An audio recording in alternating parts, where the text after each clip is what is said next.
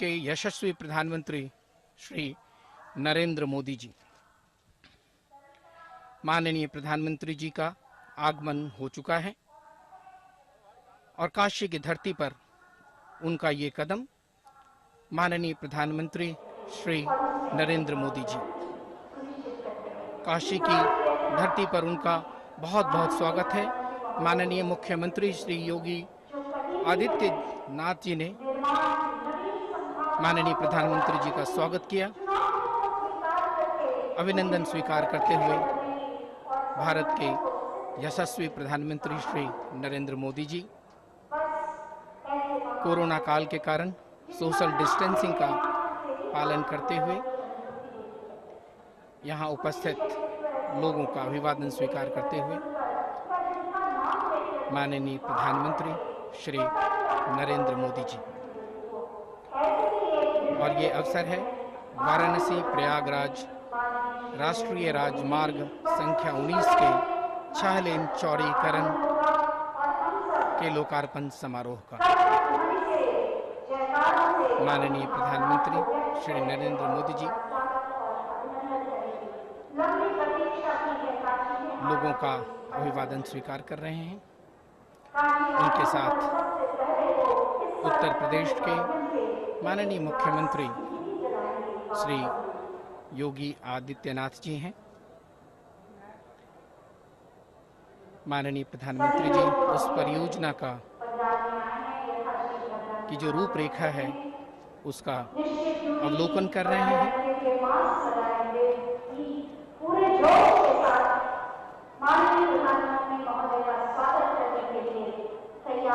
और उत्तर प्रदेश के इस पावन धरती पर ये जो परियोजना है 73 किलोमीटर लंबी और 2,447 करोड़ की लागत से निर्मित ये परियोजना, इस परियोजना के प्रारूप का अवलोकन कर रहे हैं माननीय प्रधानमंत्री श्री नरेंद्र मोदी जी।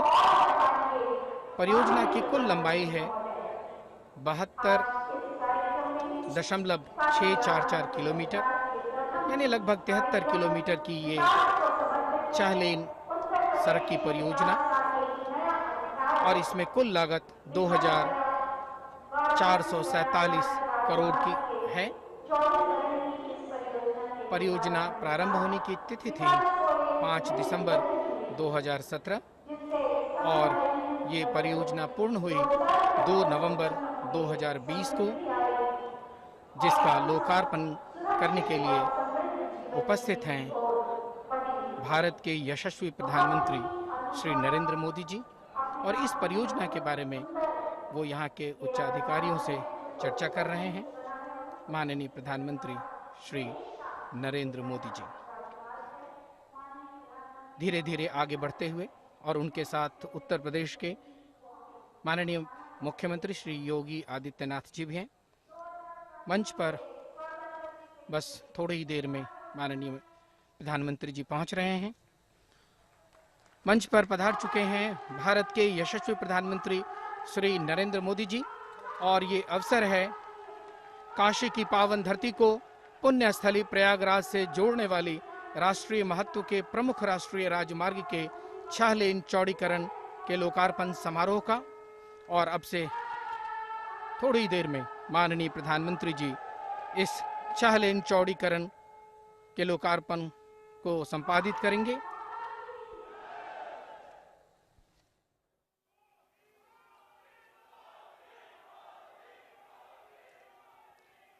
आध्यात्म, संस्कृति, संगीत और कला की पावन नगरी काशी में 73 किलोमीटर के 2,447 करोड़ से बने वाराणसी प्रयागराज राजमार्ग के 6 लेन चौड़ीकरण की परियोजना के इस लोकार्पण समारोह में हम हृदय से, रोम रोम से माननीय प्रधानमंत्री जी का स्वागत करते हैं। साथ ही मंच पर आसीन माननीय मुख्यमंत्री, माननीय उप मुख्यमंत्री महोदय और माननीय सांसदगण तथा यहाँ उपस्थित समस्त अतिथियों का स्वागत करते हैं। मैं चाहूंगी जोरदार तालियों से एक बार माननीय प्रधानमंत्री महोदय का स्वागत और अभिनंदन करें। आज काशी उल्लसित है। देव दीपावली से, असंख्य दीपों से तो ये काशी शाम को जगमगाएगी, लेकिन यहाँ मौजूद लोगों की आंखों में अभी से प्रेम के, उल्लास के, आह्लाद के दीप जगमगा रहे हैं।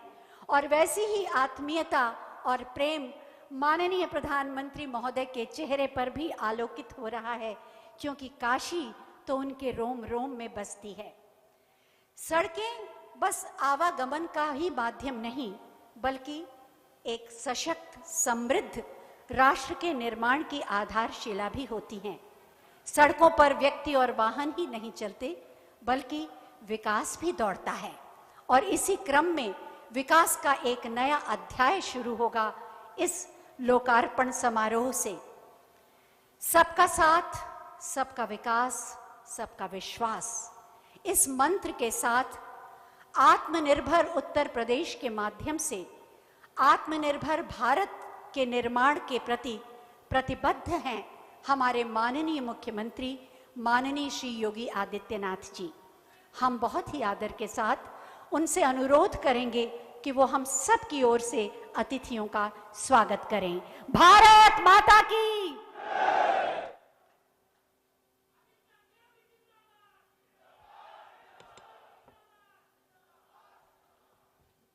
आदरणीय प्रधानमंत्री जी,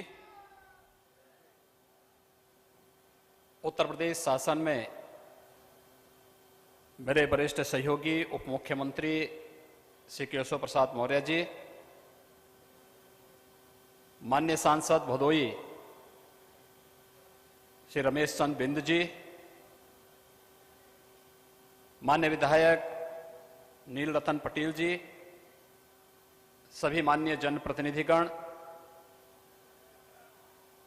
भारतीय जनता पार्टी के सभी पदाधिकारीगण, राष्ट्रीय राजमार्ग प्राधिकरण के सभी अधिकारीगण और उपस्थित भाइयों बहनों,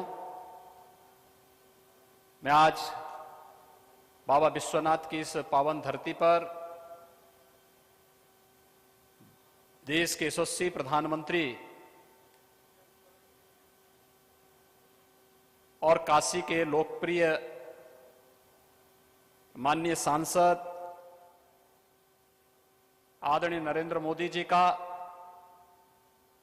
पूरे प्रदेश वासियों की ओर से हृदय से स्वागत करता हूं, अभिनंदन करता हूं।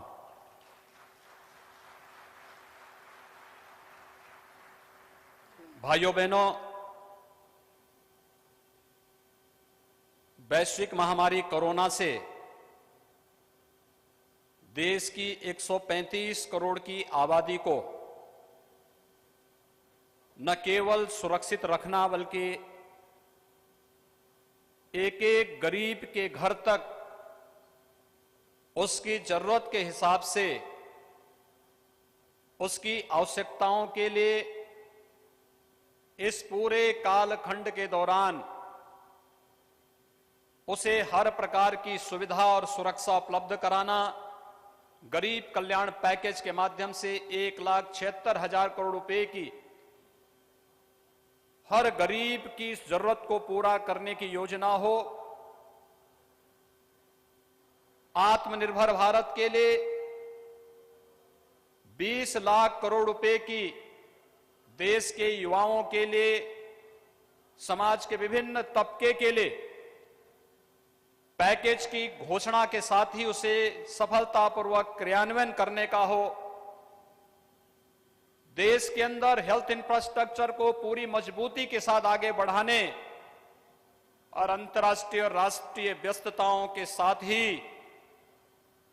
काशी के बारे में हर पल हर क्षण हर जानकारी रखने और यहां के लोगों की, यहां के विकास की, यहां की आध्यात्मिक परंपरा को आगे बढ़ाने की हर पल हर क्षण चिंता करने के साथ ही उसके प्रति निरंतर एक जुड़ाव के साथ आज दुनिया की दो प्राचीन नगरियों को जोड़ने के लिए आदरणीय प्रधानमंत्री जी का आगमन देव दीपावली के शुभ अवसर पर अपनी इस पवित्र काशी में हुआ है। मैं इस अवसर पर आदरणीय प्रधानमंत्री जी का काशी वासियों की ओर से हृदय से स्वागत करता हूं, अभिनंदन करता हूं। काशी अपनी पुरातन काया के साथ, नए कलेवर के साथ वैश्विक मंच पर एक बार फिर से जगमगा रही है और ये हम सब एहसास कर सकते हैं। पिछले 6 वर्षों के दौरान लगभग 18,000 करोड़ रुपए की परियोजनाएं या तो लोकार्पित हुई हैं या उनका शिलान्यास हुआ है और वर्तमान में ढेर सारी परियोजनाओं पर युद्ध स्तर पर कार्य भी चल रहा है। एक काशी के विकास की उस नई गौरव गाथा को आगे बढ़ाने की कहानी है, जिसके लिए काशी का प्रत्येक नागरिक वर्षों से, सदियों से उतावला था। आज काशी की तमन्ना प्रयागराज और काशी को जोड़ने की इस 6 लेन के हाईवे के माध्यम से आदरणीय प्रधानमंत्री जी के कर कमलों से इस कार्यक्रम का शुभारंभ भी होने जा रहा है। पूरे देश के अंदर 2014 के बाद हाईवे निर्माण की गति या देश के अंदर इंफ्रास्ट्रक्चर डेवलपमेंट के लिए जो कार्यक्रम प्रारंभ हुए और विगत 3.5 वर्ष के दौरान आदरणीय प्रधानमंत्री जी के आशीर्वाद और उनके अनुकंपा से प्रदेश के अंदर इंफ्रास्ट्रक्चर डेवलपमेंट के भी जो कार्यक्रम आगे बढ़े, आज उसका परिणाम है कि 2014 के पहले की बात छोड़िए, 2014 के बाद अगर हम प्रतिदिन उत्तर प्रदेश के अंदर हाईवे के निर्माण की स्पीड को देखेंगे तो एवरेज लगभग 2 किलोमीटर मार्ग हाईवे का निर्माण प्रतिदिन उत्तर प्रदेश के अंदर हुआ है। ये विकास की एक नई कथा को आदरणीय प्रधानमंत्री जी के नेतृत्व में देश के अंदर लिखे जाने की एक नई व्यवस्था हम सब अपनी आंखों से देख रहे हैं।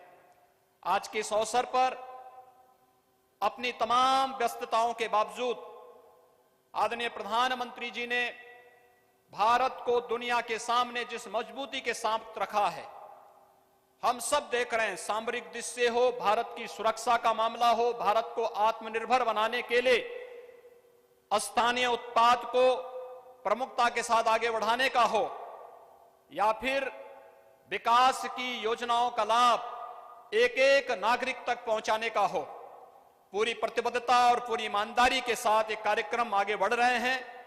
आज आदरणीय प्रधानमंत्री जी का आगमन, उनकी स्वयं की काशी में आज हम सबको स्वागत करने का अवसर प्राप्त हो रहा है। मैं प्रयागराज काशी को जोड़ने वाले इस 6 लेन के हाईवे के लोकार्पण के आज के इस कार्यक्रम के अवसर पर एक बार फिर से उत्तर प्रदेश की जनता की ओर से आदरणीय प्रधानमंत्री जी का हृदय से अभिनंदन करता हूं, स्वागत करता हूं और उन्हें इस बात का के लिए आश्वस्त करता हूं कि उनके मार्गदर्शन में प्रदेश के अंदर इंफ्रास्ट्रक्चर का, गरीब कल्याण का और जो भी योजना केंद्र सरकार के द्वारा जनहित में, देश हित में, लोक कल्याण के लिए लागू की जाती हैं, उत्तर प्रदेश पूरी प्रतिबद्धता के साथ उन्हें आगे बढ़ाने का कार्य करेगा। इसके साथ ही मैं एक बार फिर से आदरणीय प्रधानमंत्री जी का आज एक बार फिर से भगवान विश्वनाथ की इस धरती पर हृदय से स्वागत और अभिनंदन करता हूं। धन्यवाद। जय हिंद। बहुत बहुत धन्यवाद माननीय। सुगम संपर्क, तेज विकास, सबकी सुरक्षा और सबकी समृद्धि, ये माननीय प्रधानमंत्री जी की प्राथमिकता भी है और प्रतिबद्धता भी। इसी दिशा में है आज का ये लोकार्पण, आज का ये कार्यक्रम।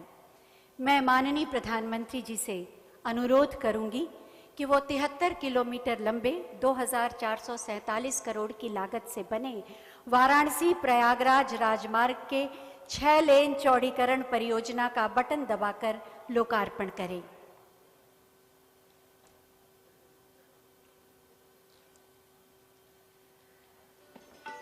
बटन दबा, पर्दा हटा, शिलापट का अनावरण काशी वासियों को विकास का एक नया उपहार, उत्तर प्रदेश में विकास की तेज रफ्तार का एक नया अध्याय इस राजमार्ग के लोकार्पण के माध्यम से। बहुत बहुत धन्यवाद माननीय प्रधानमंत्री जी। ये परियोजना कैसी है, किस तरह से नेक्स्ट जनरेशन की उच्च तकनीक के साथ ये बनी है और इसका लाभ क्या क्या होगा, इसी पर आधारित एक छोटी सी फिल्म आइए देखते हैं।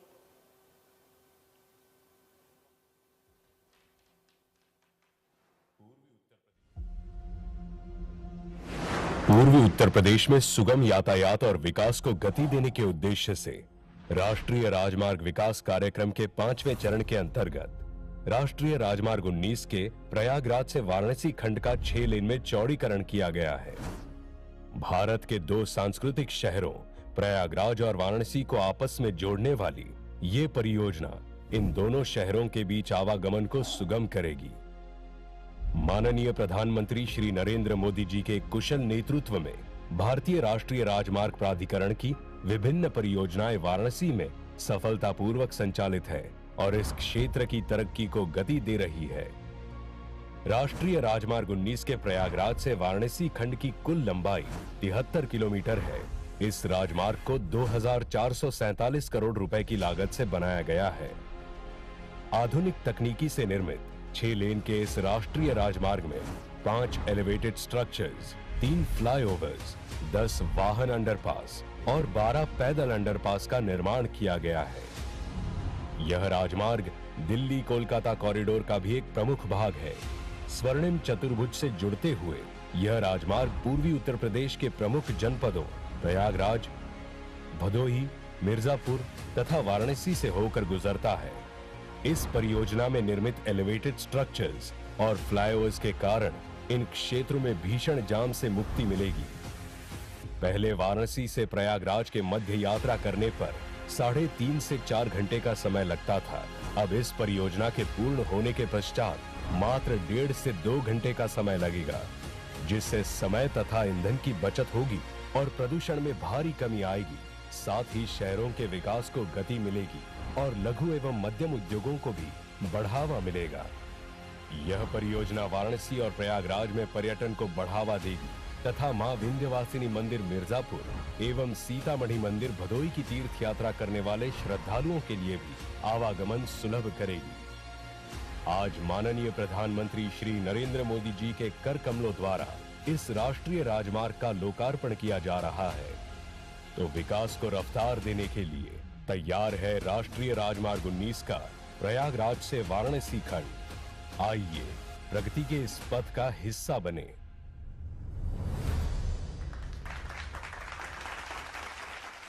उत्सव से जब जन कल्याण का उद्देश्य जुड़ जाता है तो वास्तव में उत्सव की शोभा और सार्थकता और बढ़ जाती है। आज का ये आयोजन देव दीपावली में शाम को सजे असंख्य दीपों की आभा में विकास के रंग भी जोड़ देगा।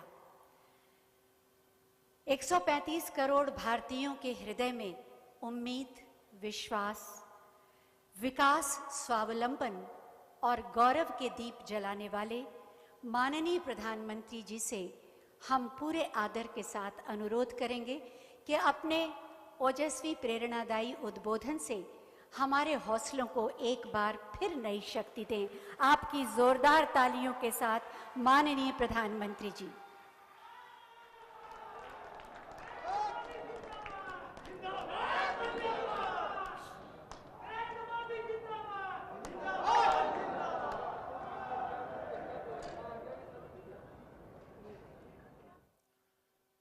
हर हर महादेव।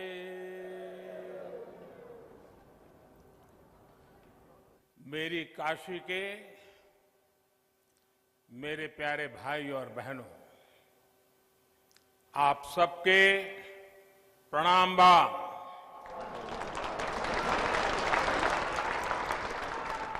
विशेषकर राजा तालाब, मिर्जा मुराद, कछवा, कपसेठी, रोहनिया, सेवापुरी क्षेत्र के अन्न देवता लोगन के प्रणाम हो।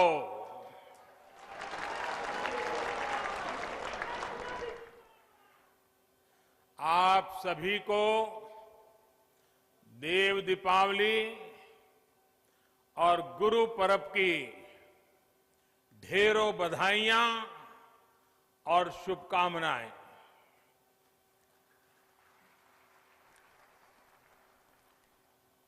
उत्तर प्रदेश के मुख्यमंत्री श्रीमान योगी आदित्यनाथ जी, उप मुख्यमंत्री श्री केशव प्रसाद मौर्य जी, संसद में मेरे साथी भाई रमेश चंद जी और विशाल संख्या में पधारे हुए काशी के मेरे प्यारे भाइयों और बहनों, देव दीपावली और गुरु नानक देव जी के प्रकाशोत्सव पर आज काशी को आधुनिक इंफ्रास्ट्रक्चर का एक और उपहार मिल रहा है।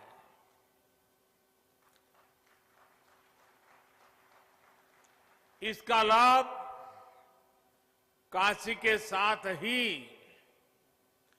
प्रयागराज के लोगों को भी होगा। आप सभी को बहुत बहुत बधाई। मुझे याद है साल 2013 में मेरी पहली जनसभा इसी मैदान पर हुई थी।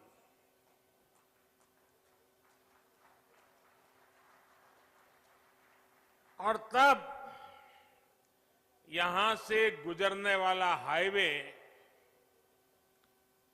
4 लेन का था। आज बाबा विश्वनाथ के आशीर्वाद से ये हाईवे 6 लेन का हो चुका है।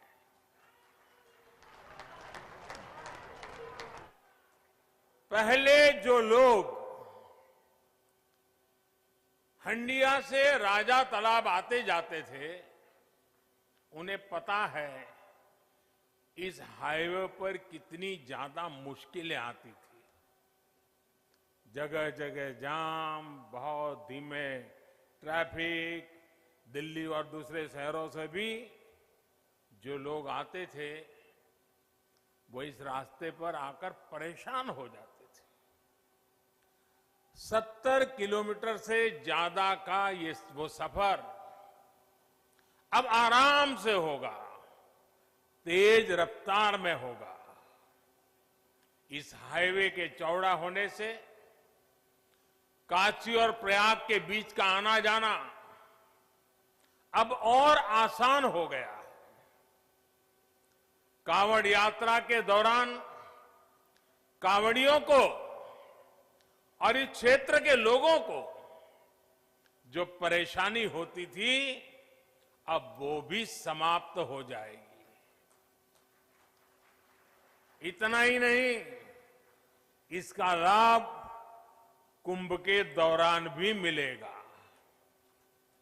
भाइयों और बहनों, आस्था से जुड़ी जगह हो या फिर किसी विशेष काम की, लोग कहीं भी आने जाने से पहले ये जरूर देखते हैं कि वहां आना जाना कितना आसान है।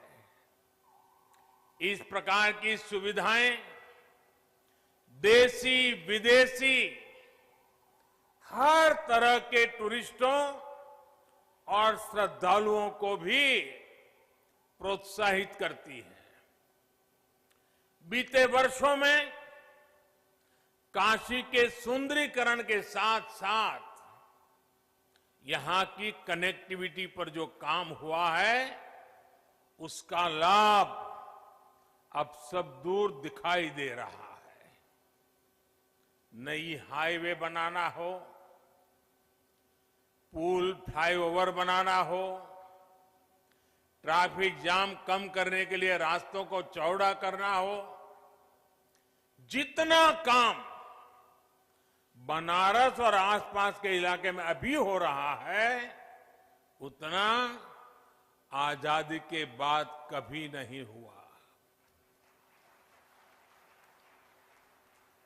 बनारस का सेवक होने के नाते मेरा प्रयास यही है कि बनारस के लोगों की दिक्कतें कम हो, उनका जीवन और आसान बने। पिछले 6 वर्षों में बनारस में हजारों करोड़ रुपए के प्रोजेक्ट्स तेजी से पूरे किए गए हैं और बहुत सारी परियोजनाओं पर काम चल रहा है। एयरपोर्ट से शहर को जोड़ने वाली सड़क आज बनारस में विकास कार्यों की पहचान बन गई है। रेलवे स्टेशन की कनेक्टिविटी भी बेहतर हुई है। यहां से कुछ दूरी पर ही रिंग रोड फेज 2 का भी कार्य तेजी से चल रहा है। इसके पूरा होने से सुल्तानपुर, आजमगढ़ और गाजीपुर से आने जाने वाले भारी वाहन, भारी व्हीकल्स शहर में एंट्री लिए बिना सीधे इस नए 6 लेन हाईवे से निकल सकेंगे।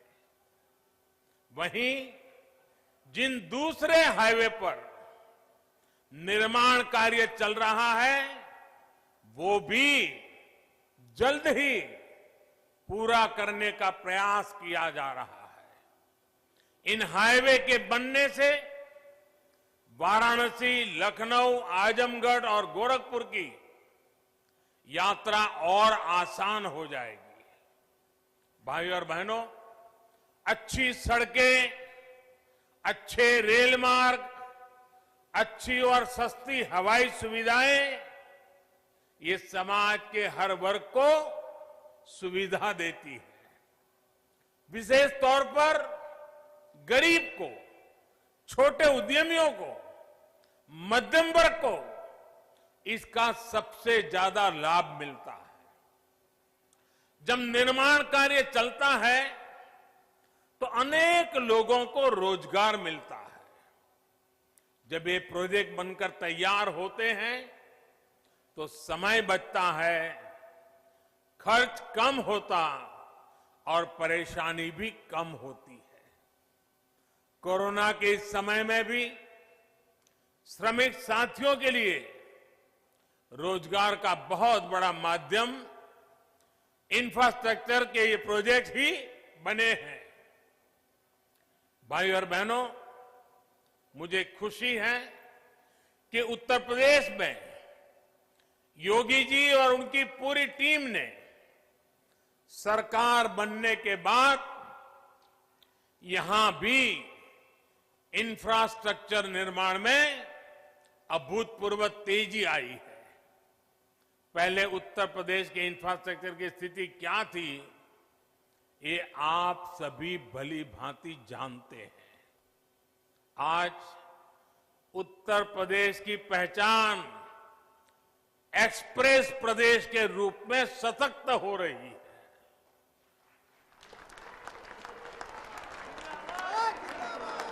यूपी में कनेक्टिविटी के हजारों करोड़ के 5 मेगा प्रोजेक्ट्स पर एक साथ काम चल रहा है।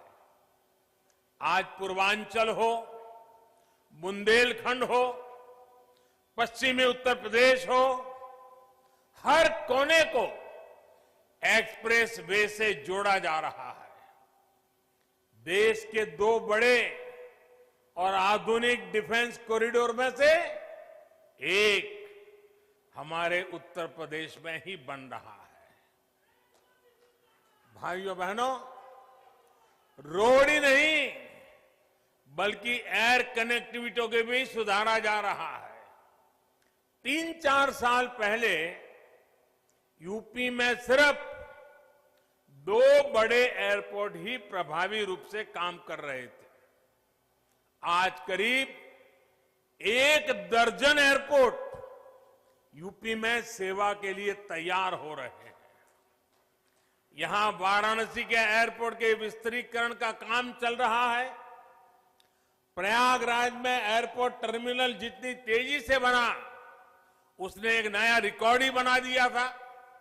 इसके अलावा कुशीनगर के एयरपोर्ट को भी इंटरनेशनल एयरपोर्ट के रूप में विकसित किया जा रहा है। नोएडा के जेवर में इंटरनेशनल ग्रीनफील्ड एयरपोर्ट पर भी तेजी से काम चल रहा है।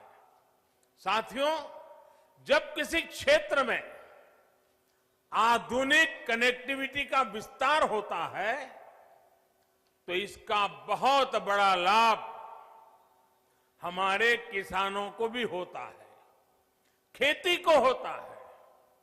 बीते वर्षों में निरंतर ये प्रयास हुआ है कि गांवों में आधुनिक सड़कों के साथ साथ भंडारण की, कोल्ड स्टोरेज की आधुनिक व्यवस्थाएं खड़ी की जाए। हाल में इसके लिए 1 लाख करोड़ रुपए का स्पेशल फंड भी किसानों के लिए बनाया गया है। इसी साल देश के इतिहास में पहली बार चलते फिरते कोल्ड स्टोरेज यानी किसान रेल शुरू की गई है। इन प्रयासों से किसानों को नए बाजार मिल रहे हैं, बड़े शहरों तक उनकी पहुंच और बढ़ रही है और इसका सीधा प्रभाव ये पड़ रहा है, यानी कि उनकी आय पर भी इसका प्रभाव पड़ रहा है। साथियों, वाराणसी सहित पूर्वांचल में ही जो बेहतरीन इंफ्रास्ट्रक्चर तैयार हुआ है, उसका बहुत अधिक लाभ इस पूरे क्षेत्र को हुआ है। वाराणसी में पेरिसेबल कार्गो सेंटर बनने के कारण अब यहां के किसानों को अब फल और सब्जियों को स्टोर करके रखने और उन्हें आसानी से बेचने की बहुत बड़ी सुविधा मिली है। इस स्टोरेज कैपेसिटी के कारण पहली बार यहां के किसानों की उपज बड़ी मात्रा में विदेशों में निर्यात हो रही है। आज बनारस का लंगड़ा और बनारस की दशहरी आम लंदन और मिडल ईस्ट में अपनी खुशबू बिखेर रहा है। अब बनारस के आम की डिमांड विदेशों में भी निरंतर बढ़ रही है। अब यहां जो पैकेजिंग की सुविधाएं तैयार हो रही है, उस वजह से पैकिंग के लिए दूसरे बड़े शहरों में जाने की जरूरत अब नहीं रहेगी। आम के अलावा इस साल यहां की ताजा सब्जियां भी दुबई और लंदन पहुंची है। ये एक्सपोर्ट हवाई मार्ग से हुआ है, यानी बेहतर हवाई सेवाओं का सीधा लाभ यहां के छोटे से छोटे किसानों को हो रहा है।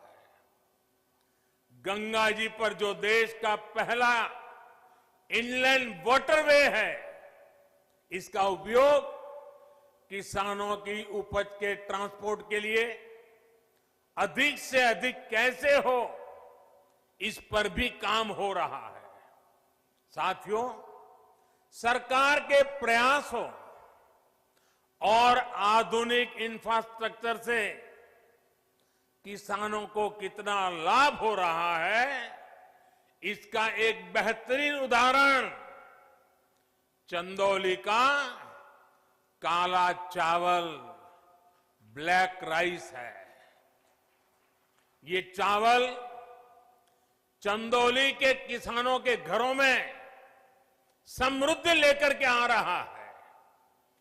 चंदौली के किसानों की आय को बढ़ाने के लिए 2 साल पहले काले चावल की एक वैरायटी का प्रयोग यहां किया गया था।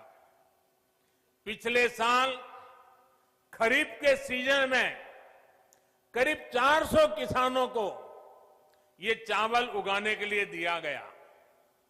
इन किसानों की एक समिति बनाई गई, इसके लिए मार्केट तलाश किया गया।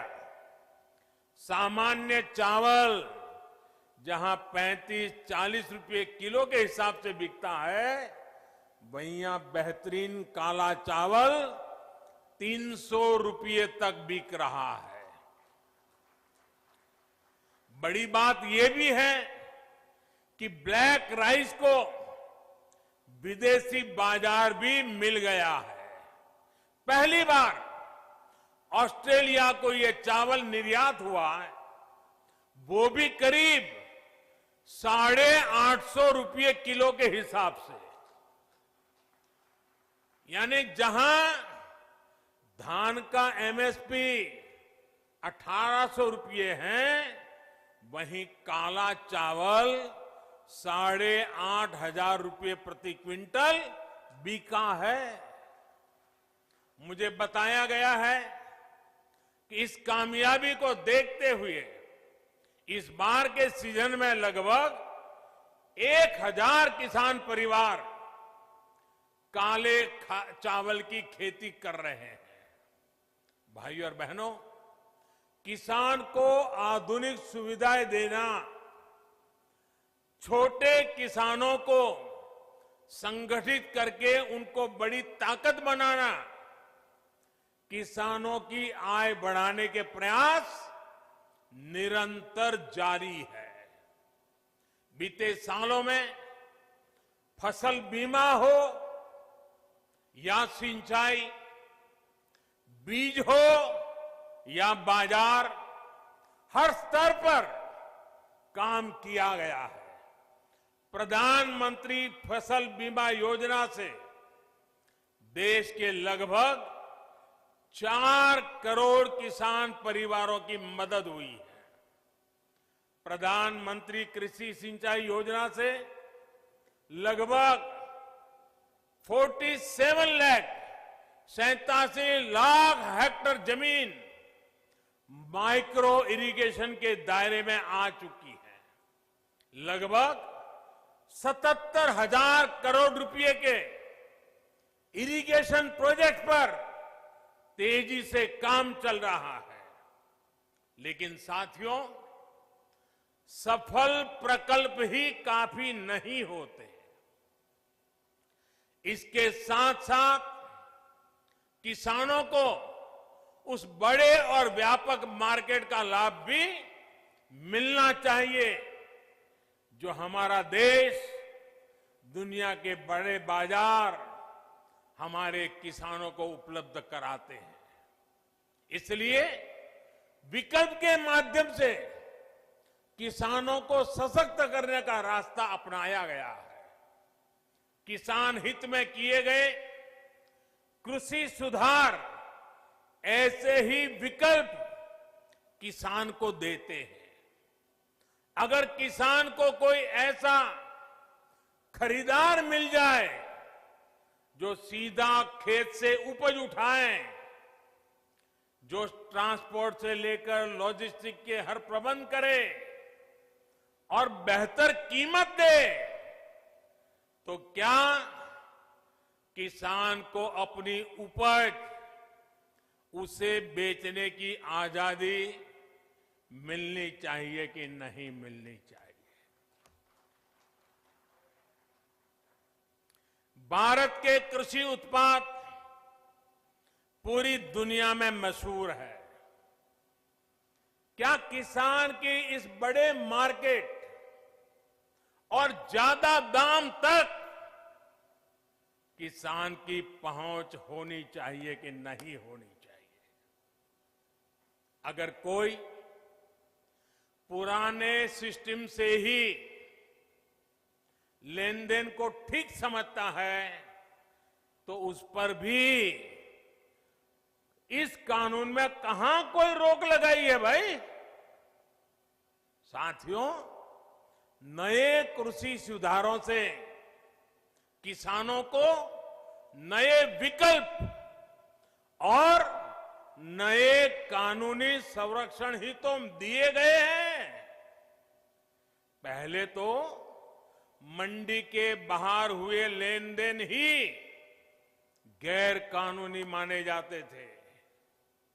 ऐसे में छोटे किसानों के साथ अक्सर धोखा होता था, विवाद होते थे, क्योंकि छोटा किसान तो मंडी पहुंच ही नहीं पाता था। अब ऐसा नहीं है। अब छोटे से छोटा किसान भी मंडी से बाहर हुए हर सौदे को लेकर कानूनी कार्यवाही कर सकता है।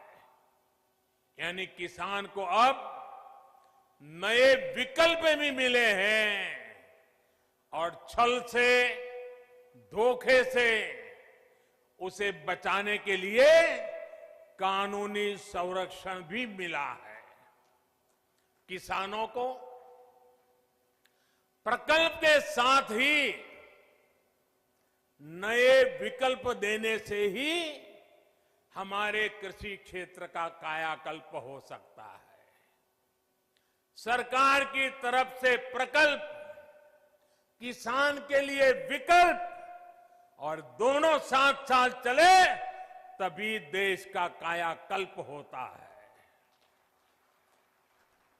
साथियों, सरकारें नीतियां बनाती हैं, कानून कायदे बनाते हैं।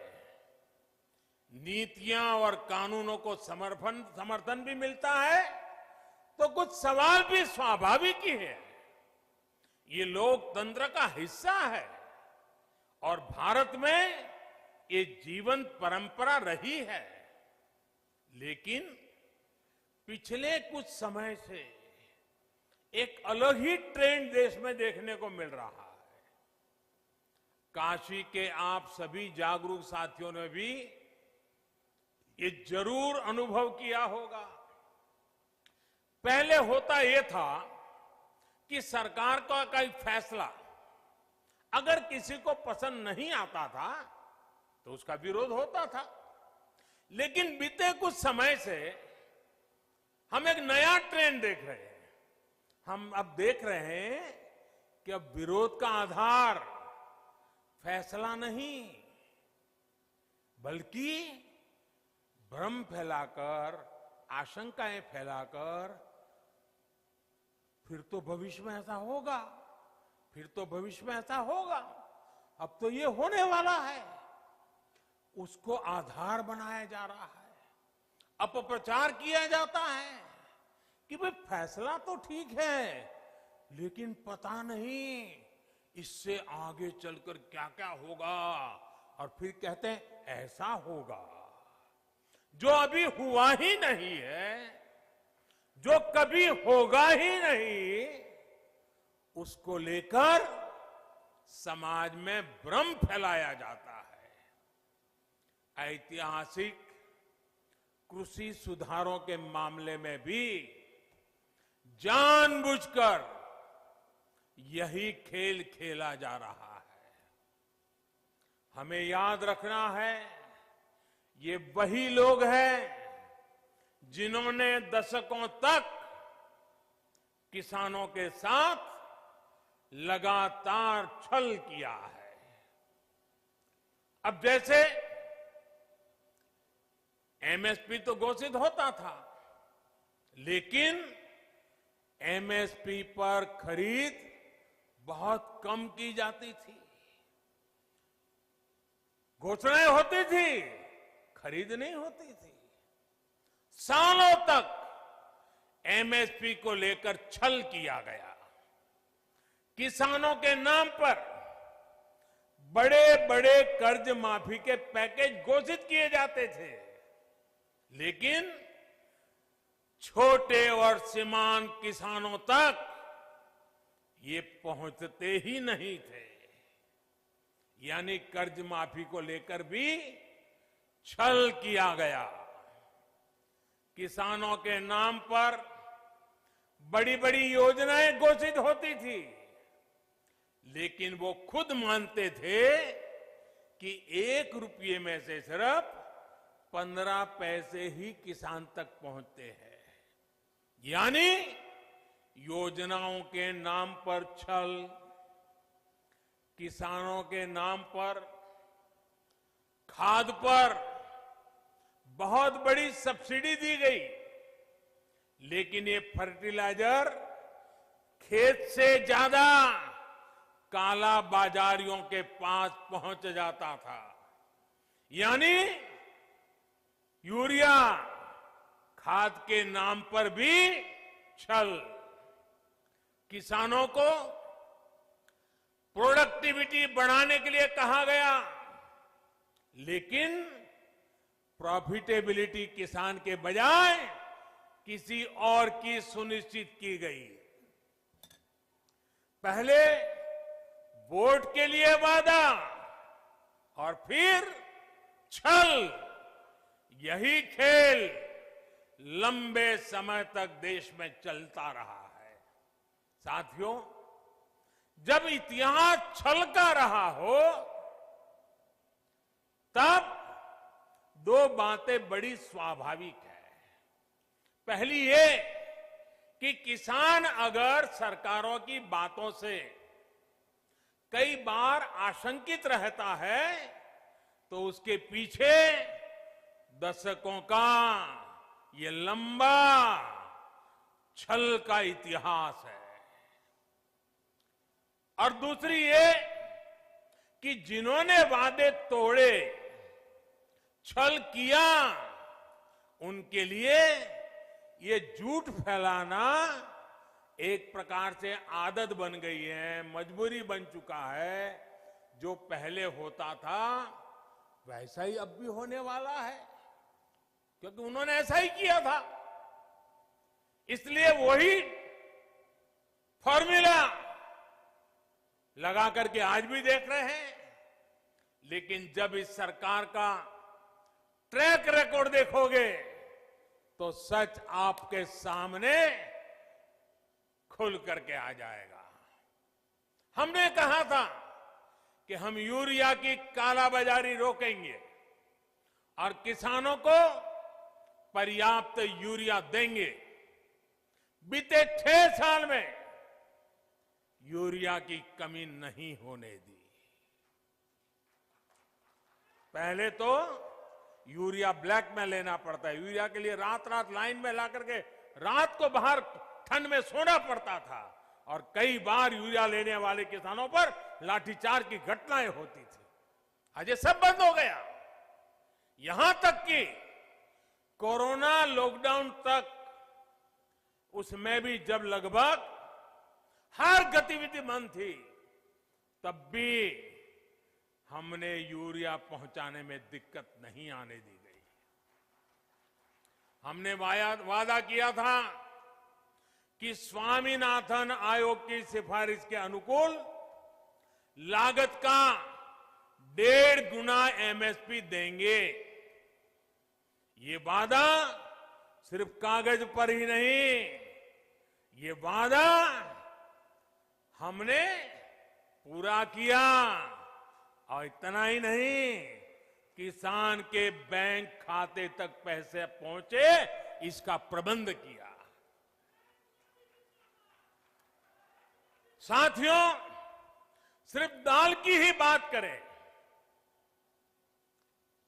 पल्सेस की बात करें, 2014 से पहले के 5 सालों में, हमारे जो पहले वाली सरकार थी उसके 5 सालों में लगभग 650 करोड़ रुपए की ही दाल किसान से खरीदी गई थी। कितनी? 650 करोड़। कितना भैया, जरा बताइए, पूरे देश में कितना? 650 करोड़। लेकिन हमने 5 साल में क्या किया आकर के? हमारे 5 सालों में हमने लगभग 49,000 करोड़, 49,000 करोड़, यानी करीब करीब 50,000 करोड़ रुपए की दालें एमएसपी पर खरीदी है, यानी लगभग 75 गुना बढ़ोतरी। कहां 650 करोड़ और कहां करीब करीब 50,000 करोड़। 2014 से पहले के 5 सालों में, उनकी आखिरी सरकार की मैं बात कर रहा हूं, 5 सालों में पहले की सरकार ने 2 लाख करोड़ रुपए का धान खरीदा था पूरे देश में, 2 लाख करोड़ का एमएसपी पर। लेकिन हमने हमारे 5 साल में धान के लिए 5 लाख करोड़ रुपए एमएसपी के रूप में किसानों तक हमने पहुंचा दिए हैं साथियों। यानी लगभग 2.5 गुना ज्यादा पैसा किसान के पास पहुंचा है। 2014 से पहले के 5 सालों में गेहूं की खरीद पर 1.5 लाख करोड़ रुपए के आसपास ही किसानों को मिला। 1.5 लाख करोड़ उनकी सरकार के 5 साल। हमने 5 साल में गेहूं पर 3 लाख करोड़ रुपए किसानों को एमएसपी का मिल चुका है, यानी लगभग 2 गुना। अब आप ही बताइए कि अगर मंडियां और एमएसपी को ही हटाना था तो इतनी बड़ी हम ताकत क्यों देते भाई? हम इन पर इतना निवेश ही क्यों करते? हमारी सरकार तो मंडियों को और आधुनिक बनाने के लिए, मजबूत बनाने के लिए करोड़ों रुपए खर्च कर रही है। भाइयों और बहनों, आपको याद रखना है, यही लोग हैं जो पीएम किसान सम्मान निधि को लेकर ये लोग हर गली मोहल्ले में, हर प्रेस कॉन्फ्रेंस में, हर ट्विटर में सवाल उठाते थे। ये लोग अफवाह फैलाते थे, ये मोदी है, ये चुनाव है ना, इसलिए ये किसान सम्मान निधि लेके आया है, ये 2,000 रुपया एक बार दे देगा, दोबारा कभी नहीं देगा। दूसरा झूठ चलाया कि ये 2,000 अभी दे रहा है, लेकिन चुनाव पूरा हो गया या तब ब्याज समेत वापस ले लेगा। आप हैरान हो जाएंगे, एक राज्य में तो इतना झूठ फैलाया कि किसानों ने कहा भाई हमें 2,000 रुपये नहीं चाहिए, यहां तक झूठ फैलाया। कुछ राज्य ऐसे भी हैं, एक राज्य जो किसान के नाम से बातें कर रहे हैं, उन्होंने तो प्रधानमंत्री किसान सम्मान निधि योजना को अपने राज्य में लागू ही नहीं होने दिया, क्योंकि अगर ये पैसा किसानों के पास पहुंच गया और कहीं मोदी का जय जयकार हो गया तो फिर तो हमारी राजनीति खत्म हो जाएगी। किसानों के जेब में पैसा नहीं जाने दिया। मैं उन राज्य के किसानों से कहना चाहता हूं, आने वाले समय में जब भी हमारी सरकार बनेगी, ये पैसा भी मैं वहां के किसानों को दे के रहूंगा।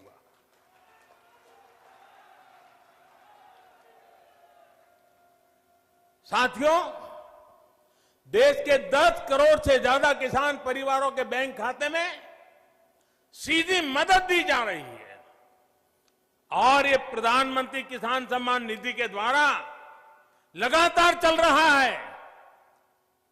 साल में 3 बार देते हैं और अब तक 1 लाख करोड़ रुपया सीधा किसानों के बैंक खाते में पहुंच चुका है। साथियों, हमने वादा किया था कि किसानों के लिए पेंशन योजना बनाएंगे। आज पीएम किसान मानधन योजना लागू है और बहुत कम समय में ही 21 लाख किसान परिवार इसमें जुड़ भी चुके हैं। भाइयों और बहनों, वादों को जमीन पर उतारने के इसी ट्रैक रिकॉर्ड के बल पर किसानों के हित में नए कृषि सुधार कानून लाए गए हैं। किसानों को न्याय दिलाने में ये कितने काम आ रहे हैं, ये आए दिन हम जरूर देखेंगे, अनुभव करेंगे और मुझे विश्वास है मीडिया में भी इसकी सकारात्मक चर्चाएं होगी और हमें देखने भी मिलेगा, पढ़ने को भी मिलेगा। मुझे एहसास है कि दशकों का छलावा किसानों को आशंकित करता है। किसानों का दोष नहीं है, लेकिन मैं देशवासियों को कहना चाहता हूं, मैं मेरे किसान भाई बहनों को कहना चाहता हूं और मां गंगा के घाट पर से कहना चाहता हूं, काशी जैसी पवित्र नगरी से कह रहा हूं, अब छल से नहीं, गंगा जल जैसी पवित्र नीयत के साथ काम किया जा रहा है। भाइयों और बहनों, आशंकाओं के आधार पर भ्रम फैलाने वालों की सच्चाई लगातार देश के सामने आ रही है। जब एक विषय पर इनका झूठ किसान समझ जाते हैं तो ये दूसरे विषय पर झूठ फैलाने लग जाते हैं। 24/7 उनका यही काम है। देश के किसान इस बात को भली भांति समझते हैं। जिन किसान परिवारों की अभी भी कुछ चिंताएं हैं, कुछ सवाल है, तो उनका जवाब भी सरकार निरंतर दे रही है, समाधान करने का भरपूर प्रयास कर रही है। मां अन्नपूर्णा के आशीर्वाद से हमारा अन्नदाता आत्मनिर्भर भारत की अगुवाई करेगा। मुझे विश्वास है आज जिन किसानों को कृषि सुधारों पर कुछ शंकाएं हैं, वो भी भविष्य में इन कृषि सुधारों का लाभ उठाकर अपनी आय बढ़ाएंगे, ये मेरा पक्का विश्वास है। अंत में फिर एक बार आप सभी को इस आधुनिक हाईवे के लिए मैं बहुत बहुत बधाई देता हूं। काशी का रूप और स्वरूप यूं ही भव्य बनता रहे, इसके लिए हमारे प्रयास निरंतर चलते रहेंगे। अभी मेरे बनारस में और भी कार्यक्रम हैं, यहां भी कई विषयों पर विस्तार से बात करूंगा। कोरोना के कारण इस बार मुझे आने में थोड़ा विलंब हुआ, लेकिन आज आपके दर्शन हो गए, मुझे नई ऊर्जा मिल गई, आपके आशीर्वाद मिल गए, काम करने की नई ताकत मिल गई। आप इतनी बड़ी मात्रा में आकर के आशीर्वाद दे रहे हैं, यही मेरी ऊर्जा है, यही मेरे लिए आशीर्वाद है। मैं आपका बहुत बहुत आभारी हूं। मेरे साथ दोनों मुट्ठी बंद करके पूरी ताकत से बोलिए, भारत माता की, भारत माता की, भारत माता की, भारत माता की। बहुत बहुत धन्यवाद। बहुत बहुत धन्यवाद माननीय प्रधानमंत्री जी। आपकी वाणी, आपका व्यक्तित्व, आपका सानिध्य और आपके विचार हमेशा जीवन को श्रेष्ठतम रूप से जीने की प्रेरणा देते हैं। आपको अपने बीच पाकर समूची काशी आह्लादित है और जगमगा रही है। आपका बहुत बहुत धन्यवाद, आभार, अभिवादन, प्रणाम।